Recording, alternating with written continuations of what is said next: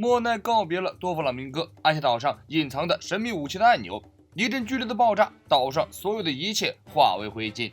然而，这些都只是莫奈的想象而已。在莫奈按下按钮之前，他就已经暴毙而亡了，死因是心脏被捅破，而凶手居然是凯撒。时间回到数小时前，原本罗和凯撒做了交易，为了获得凯撒的信任，他将自己的心脏交给凯撒保管，而凯撒的助手莫奈的心脏就交到了罗的手中。罗打倒了斯摩格之后，夺取了斯摩格的心脏，然后罗将2个心脏换了包，将莫奈的心脏还给了凯撒，但凯撒并不知道，他以为这是斯摩格的心脏。在凯撒被路飞打倒后，发现自己手里还握着一颗心脏，凯撒毫不犹豫地用利刃捅了下去，直接将莫奈捅死。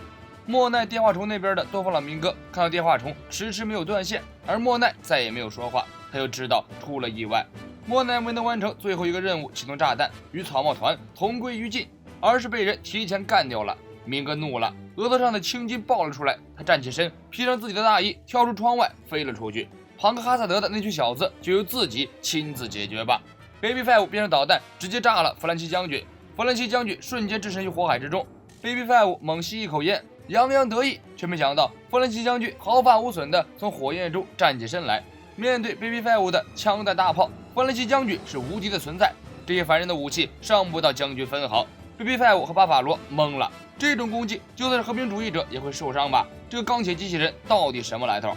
最终 Baby Five 和巴法罗配合使用杀手锏，镰刀女形态，这一刀下去倒是有些作用，直接将弗兰奇将军的手臂刺穿。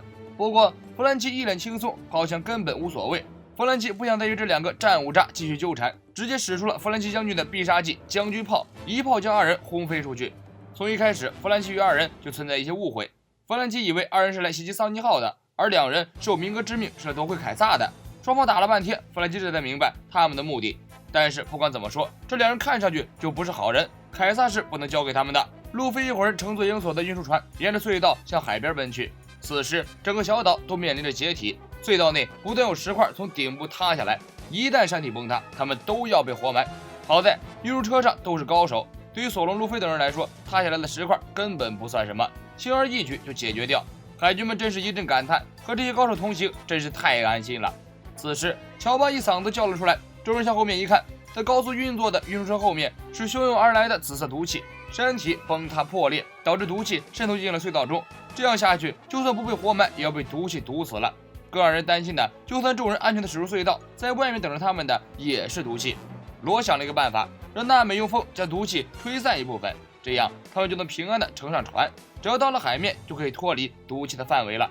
运输车很快就来到了隧道洞口，众人向外望去，果然看到了外面浓雾滚滚的毒气。所有人将希望寄托在了娜美的身上。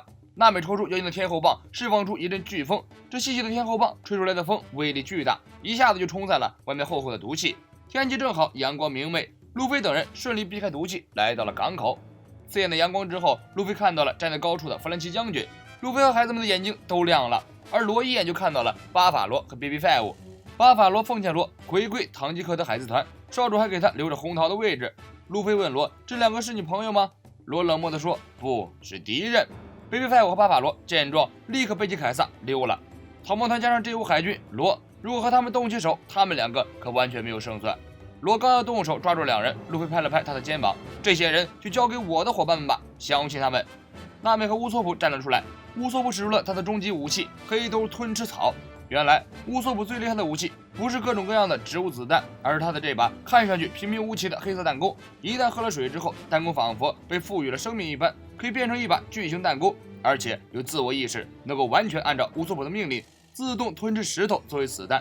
娜美向天空发射了一枚雷云弹，雷云弹裂开之后释放出一朵巨大的雷云，娜美操控雷电将巴法罗劈了下来。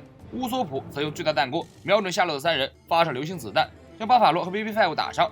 2人无法继续逃跑，而紧跟着狮子群的是一条海楼式锁链，锁链准确无误地缠绕在凯撒的身上，凯撒无法使用能力，直直地掉进了海中。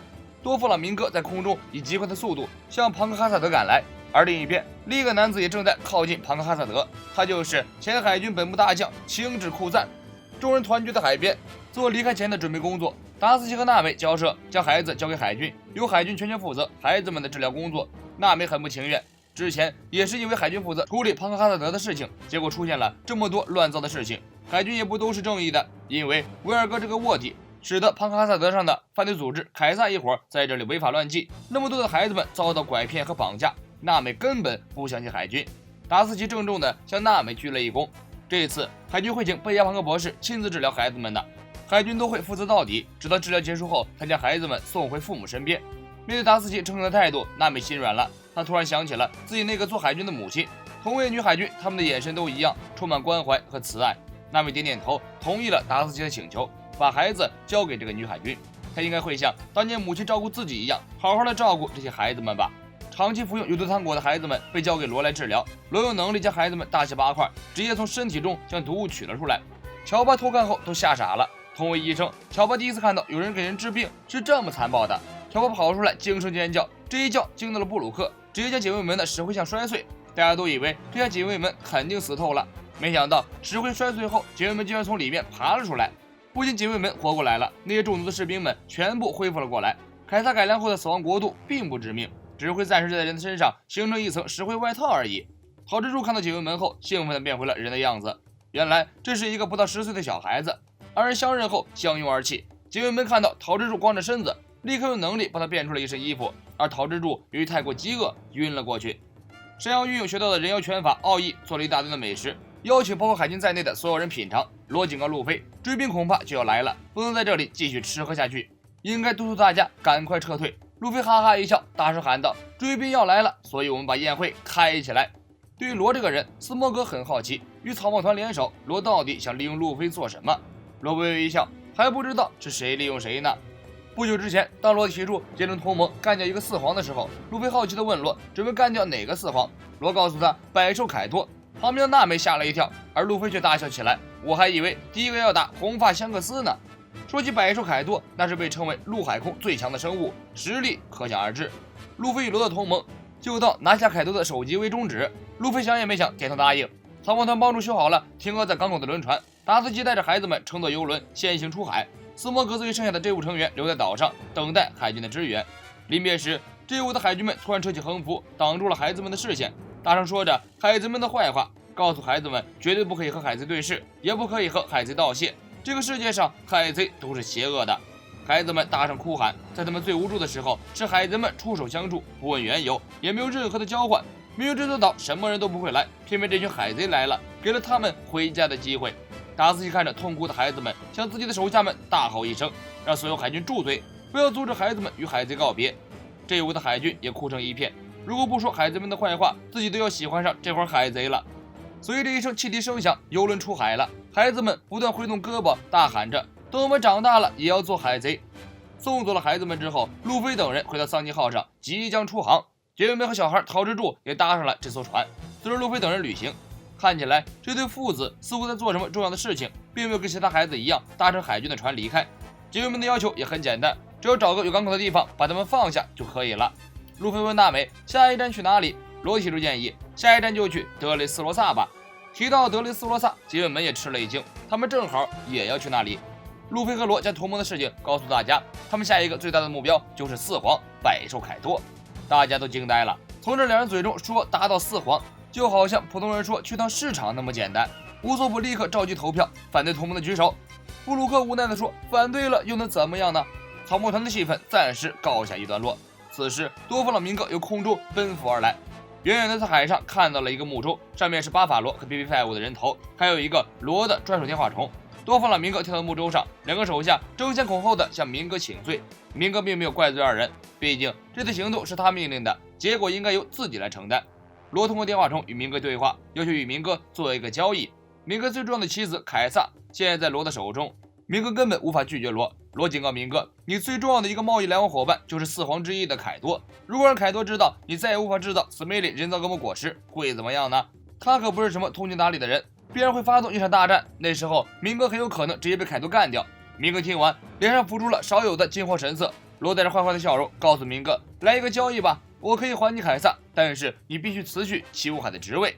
这样一来，明哥和手下的海贼团不仅要搬出德雷斯罗萨，还要被海军大将追杀，前途黯然。你仔细考虑考虑吧，期限是明天早报，如果报纸没有你辞去七武海的消息，交易宣告破裂。如果你做到了，我们再联系。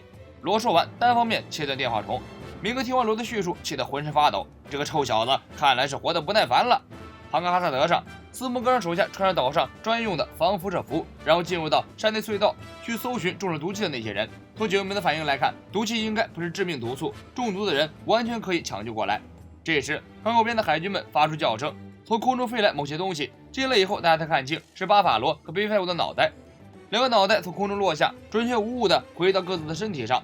紧接着，从空中又跳下来一个人，披着粉色大衣，一个旋转冲入人群中。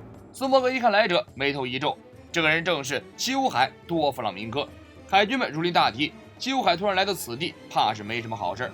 多弗朗明哥也不跟他们废话，他看到路飞和罗都不在岛上，气不打一处，直接一个霸王色霸气将一部分海军震晕在地。接着，他又用能力操控其他的海军，让海军们举起来福枪互相射击。面对互相残杀的手下，斯摩格也无可奈何，心有余而力不足，只能在一边看着。明哥抓住一个海军，狠狠踩着他的伤口，大声逼问草帽团的下落。这时，斯摩格终于看不下去，一拳打过去，阻止了明哥。二人对峙一番，同时出手。明哥只是轻轻摆动手指，直接将后面的冰川切开。斯摩格使用武装色霸气，冲着明哥冲了过去。明哥轻松躲开，斯摩格一拳打在冰川上，冰川直接击碎。明哥的身上就像有什么刀刃一般，挥动双手就可以切割冰块。远远看去，他就像是在用什么看不见的武器一样。明哥直白地告诉斯摩格：“你根本不是我的对手，我就是来干掉你的。”队伍的海军们跑过来帮忙，明哥的攻击对象转向海军们。斯摩格一见不妙，化成烟将属下藏在后面。明哥一招切割，直接重伤斯摩格。斯摩格倒在地上，无法再起身。明哥坐在斯摩格的身上，因为这群家伙知道的太多了，可以去死了。明哥刚要对斯摩格下死手，突然一阵寒气从身后逼来。前海军大将青雉不知什么时候站在了明哥的后面，用很懒散的语气跟明哥说：“这个小哥可是我的朋友啊，你能不能停一下手？”我是谢幕君，咱们下期见。